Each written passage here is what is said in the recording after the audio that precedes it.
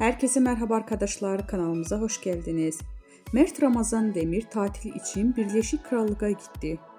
Yalı Çapkın dizisinin Ferit karakterini tanınan Mert Ramazan Demir, askerlik hizmetini tamamladıktan sonra Birleşik Krallık'ta tatile gitti. Demir tatilden yeni paylaşımlarını Instagram hayranlarıyla paylaştı.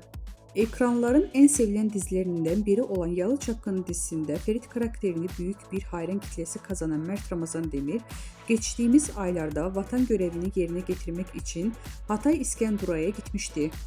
Askerlik hizmetini tamamlayan ünlü oyuncu, sosyal medya hesabından askerlik sürecine dair paylaştığı fotoğrafları hayranlarından büyük ilgi gelmişti. Yemin töreninde paylaşılan karelerde oldukça dikkat çekmişti. Vatan görevini bitirdikten sonra tatile giden Birleşik Krallık'a gitmeye karar alan Demir, tatilden yeni fotoğraflarını Instagram hesabından paylaştı. Küçük Haziran notuyla yaptığı paylaşımı takipçileri tarafından büyük beğeni topladı.